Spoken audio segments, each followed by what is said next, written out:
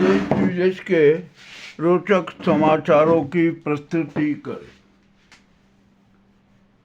अभी अभी कुछ समाचार आ रहे हैं कि ईरान में 15,600 लोगों का नरसंहार किया गया। सच क्या है किसी को कुछ भी पता नहीं, और सच पता भी नहीं लग रहा कि आखिरकार कितने लोगों का नरसंहार हुआ। अभी अभी एक सूचना आई कि 25 लोगों को फांसी पर चढ़ा दिया गया, उनको फांसी दे दी गई जो विरोध प्रदर्शन कर रहे थे। इसका भी अभी कोई खुलासा नहीं है, अथेंटिक क्या है ये कुछ भी नहीं कह सकते। और अमेरिका ने ईरान को जलवायु और जमीन पे भी घेरा डाल दिया है। उसका जंगी जहाज आ चुका है। जॉर्डन में भी मिसाइलें तैनात कर दी गई है। अब क्या होगा क्या नहीं होगा कुछ कह नहीं सकते। रूस ने अमेरिका को चेतावनी दे दी। उधर उत्तर कोरिया ने भी अमेरिका को चेतावनी दे दी। चीन ईरान की पूरी मदद करने पे लगा हुआ है। यानी अब अमेरिका और ईरान में सीधी जंग होने के आसार हैं। अब तो नेतन्याहू भी चाहते हैं कि ईरान पर अमेरिकी हमला देरी से होना चाहिए, समय को और इंतजार करना चाहिए। अब ट्रंप क्या करते हैं, कौन सा निर्णय लेते हैं, ये अभी कुछ स्पष्ट नहीं है। अब जो भी होना, ये तो युद्ध होना है। अभी नहीं तो 2 दिन बाद, 3 दिन बाद, 5 दिन बाद, 10-15 दिन बाद विश्व युद्ध तो होगा। उधर दूसरी तरफ खेमुन्नाई ने अमेरिका को स्पष्ट चेतावनी दे दी है, हम बहुत ही जल्द अमेरिका को तहस नहस कर देंगे। ये खेमुन्नाई का बड़ा दावा है, और हो सकता है कि उनकी तैयारी भी हो। तो अब देखते हैं क्या होता है। क्या ईरान अमेरिका पर हमला करेगा या अमेरिका ईरान पर हमला करेगा। पर इस सब में ज्यादा फजियत तो अब इजराइल की होने वाली है। ईरान की मिसाइलें इजराइल पर सबसे पहले बरसाई जाएगी, इसमें भी कोई शंका नहीं है। ईरान की तरफ से जो हमला होगा ना, उसमें इजराइल तहस नहस हो जाएगा। अब 100-200 नहीं, करीबन 2000 मिसाइलों से एक साथ हमला होगा, ये भी तय है। और संभवतः इजराइल के जितने भी सुरक्षा प्रबंध है ना, वो सब फेल हो जाएंगे। ठीक है, जो भी होगा, अब क्या कहे। ईरान इराक युद्ध का क्या हाल होगा ये भी अभी कुछ कह नहीं सकते। इजराइल तो तबाह होना है, और यहाँ पर जितने भी मुस्लिम राष्ट्र हैं ना, अब वो सब ईरान के साथ खड़े हो गए। और संभावना ये भी है कि मिडिल ईस्ट से अमेरिका को दबे पांव वापस आना पड़े। यह भी स्थिति बन रही है। अब होगा क्या अभी कुछ भी नहीं कह सकते। मामला अभी वाक युद्ध में ही चल रहा है। कुछ समाचार आते हैं कि अमेरिका ने ईरान पर हमला कर दिया। कुछ समाचार आते हैं कि ईरान ने इजराइल पर मिसाइलें दाग दी। सच क्या है अभी कुछ भी पता नहीं चल रहा है। फारस की खाड़ी के आसपास क्या हो रहा है ये भी अभी कुछ पता नहीं चल रहा है। मामला बड़ा गंभीर है। अब ग्रीनलैंड वाले मामले में देखते हैं ट्रंप क्या करते हैं। ट्रंप ने तो कह दिया कि नहीं, ग्रीनलैंड पर हम अधिकार करके रहेंगे। तो यूरोपीय नाटो ने अपनी सेनाएं भेज दी, कहा कि नहीं, ऐसा नहीं चल सकता। डेनमार्क ने तो खुला कर दिया कि हम निपट लेंगे, हम किसी भी तरीके से ऐसा होने ही नहीं देंगे। अब क्या हो रहा है विश्व में कुछ समझ में नहीं आ रहा है, और सच क्या है ये भी किसी को पता नहीं चल पा रहा है। ट्रंप क्या चाहते हैं, पुतिन क्या चाहते हैं, शी क्या चाहते हैं, और उत्तरी कोरिया के जो किम जोंग है वो क्या चाहते हैं, यानी कुछ भी नहीं है। तो मेरा तो ख्याल और मुझे ऐसा लग रहा है कि सब अब है ना अपने हथियार बेचने की होड़ लग रही। चीन सबसे बड़ा सप्लायर होगा ईरान के लिए। रूस तो पहले से ही है। अब क्या स्थिति बनती है देखने, क्या नहीं होगा, कैसे चलेगा काम, मामला बड़ा विचित्र है। और राष्ट्रसंघ इस स्थिति में बिल्कुल मौन है, वो कुछ बोल ही नहीं रहा है कि क्या हो रहा है। इतना सब कुछ नाटक हो रहा है तो राष्ट्रसंघ को तो आवाज उठाना चाहिए ना, किंतु वो भी मौन है, कुछ भी नहीं बोल रहा है कि होने दो, ये इनको लड़ने दो आपस में। अब तो मामला बड़ा विचित्र होता जा रहा है। मगर ये पृथ्वी के लिए संकट है, मानव जाति के लिए संकट है, और मानवीय मूल्यों के सिद्धांत के लिए भी संकट। अब तो अभी जो समाचार आया कि इजराइल में नाऊ के घर पर भी जनता घुस गई, अंदर घुसने गई, दरवाजे तोड़ दिए, वो किया ये किया। इन्होंने नाऊ का भी इजराइल में भारी विरोध हो रहा है। और वो तो युद्ध अपराधी है, नरसंहार का अपराधी है। अब सिर्फ अमेरिका उसके साथ है। और अब तो नाउ भी ये चाहते हैं कि अमेरिका ईरान पर रुक रुक कर हमला करे, वक्त के इंतजार करे कि किस कौन से वक्त कैसे हमला करना। विश्व में पूरा कोहराम मचा हुआ है। अबे विकास की बात छोड़ दीजिए, यहाँ तो जंग की बातें की जा रही है। वो उसके खिलाफ लड़ा। जॉर्डन में अभी अमेरिका ने और अपनी मिसाइलें तैनात कर दी। आखिरकार ये हो क्या रहा है? और ये मेरा तो ख्याल है, जहाँ तक मैंने आपको याद होगा कि हमने पहले कहा था कि जब जब अमेरिका की सत्ता पर रिपब्लिकन बैठेंगे ना, तो विश्व में युद्ध तो होगा ही। कहीं भी हर प्रकार के नाटक होते रहेंगे। और अब क्योंकि अब अमेरिका को अपनी चौधराहट सिद्ध करना, तो वो तो कहीं ना कहीं कुछ न कुछ तो नाटक करेगा ही ना। अब करने दो भाई, जो आपकी इच्छा है। ये सब शक्ति संपन्न राष्ट्र हैं, ये सारे करते रहेंगे। अब आइए हम अपने विदेशों के ये भयंकर समाचार जानने के बाद हम अपने भारत के समाचार जान लें। भारत में भी बड़ी विचित्र स्थिति हो गई है। अभी अभी ताजा समाचार आया कि शंकराचार्य अभी मुक्तेश्वरानंद जो धरने पर बैठे थे, उन्होंने मौन धारण कर लिया। और अब उनके पक्ष में है ना अनेक अखाड़े भी क्यों शरीक हो गए हैं। अब तो काशी की जनता भी क्यों बहुत स्पष्ट रूप से कह रही है कि सनातन धर्म की क्रूर हत्या क्यों की जा रही है, सनातन धर्म के जो संत हैं उन पर क्यों हमले किए जा रहे हैं। उधर अभी मुक्तेश्वरानंद ने जो कहा था कि ये सरकार मेरी हत्या करवाना चाहती है और मैं गोली खाने के लिए तैयार हूं। इस बात से भी साधु संतों में बड़ा आक्रोश है। ये आदित्यनाथ का हो क्या गया है?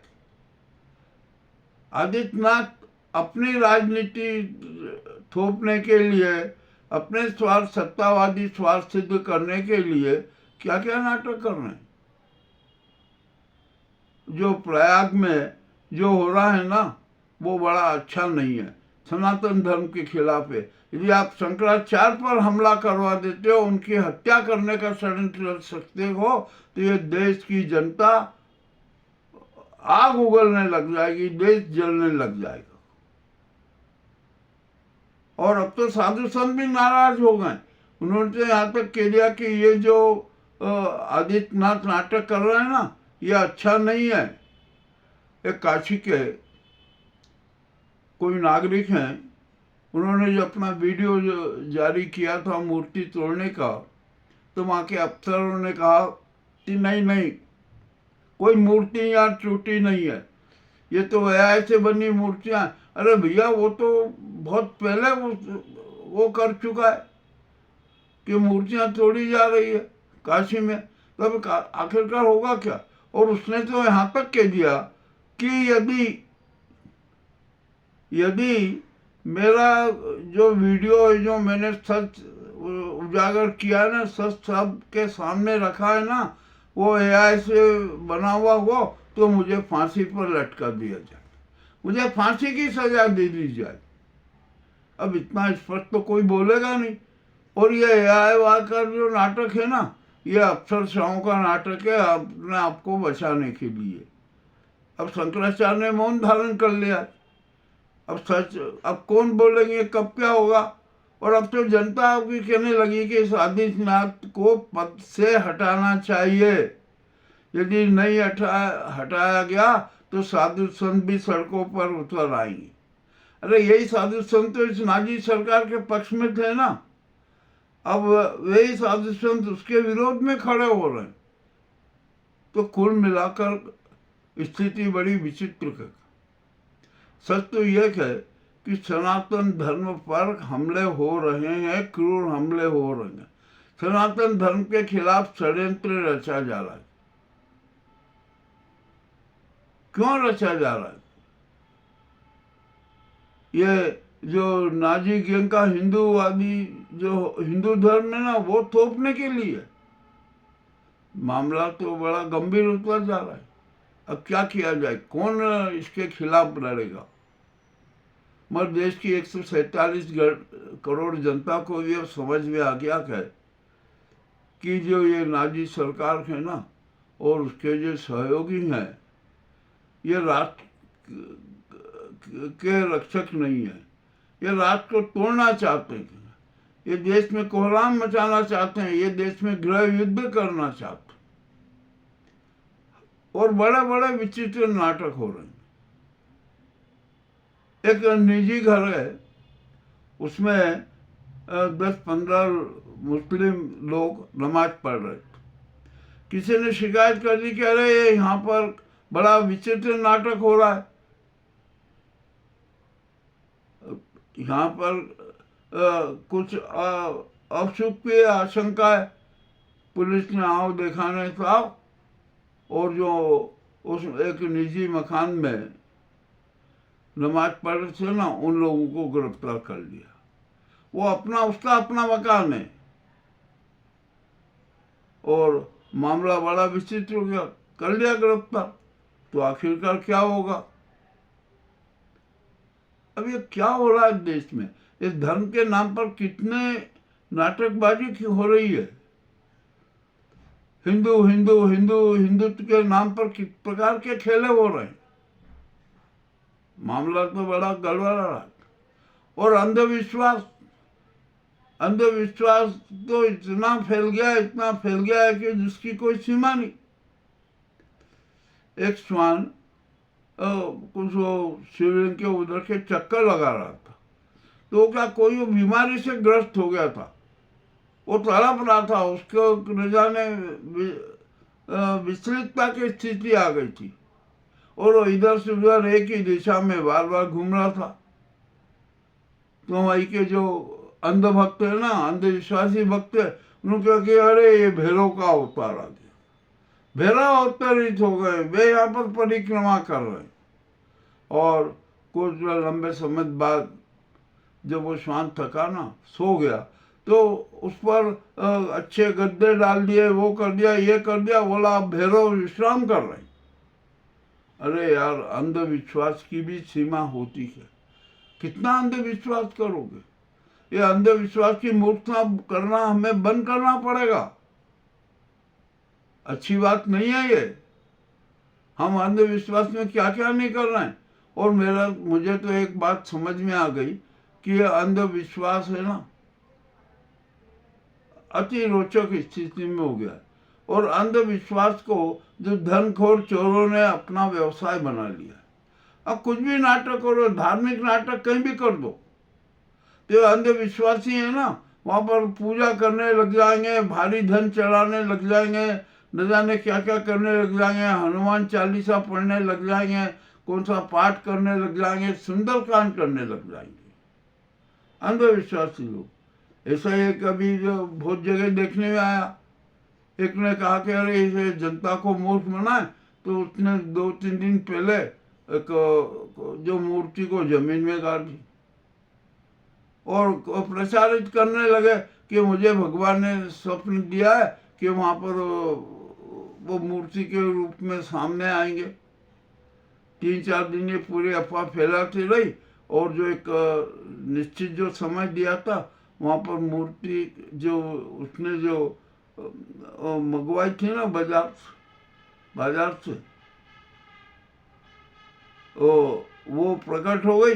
बस फिर क्या था, लोग अंधविश्वासी हो गए, भगवान प्रकट हो गए, भगवान प्रकट हो गए। और वहां पर चढ़ोतरी कितनी आ गई पता है? 30,000 रुपये से अधिक की चढ़ोतरी भी आ गई। भजन पूजन होने लगे। क्या मामला विचित्र है। यह अंधविश्वास में हम कब तक जीते रहेंगे? धर्म के झूठे सिद्धांतों के चक्र में कब तक फंसे रहेंगे? अब वक्त है ना बदल रहा। अब वक्त क्या चाहता है ये अभी किसी को पता नहीं और हम अपनी मर्जी से कुछ भी नहीं कर सकते। जो वक्त चाहता है ना वही होगा। हम आज कुछ भी कल्पना परिकल्पना कर ले वे साकार नहीं होगी। जो जब तक वक्त की परमिशन नहीं होगी हमारी परिकल्पनाओं पर वक्त के हस्ताक्षर नहीं होंगे तब तक। मामला बड़ा गड़बड़ होता जा रहा है। इसमें यहाँ सनातन धर्म के विपरीत अनेक धर्म प्रचारित हो रहे हैं। भीप का अलग धर्म,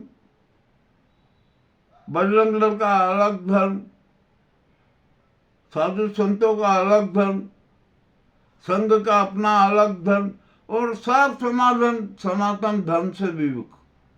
और अपने को नाम क्या देना है? अब नया नाम आने लग गया कि सनातनी हिंदू।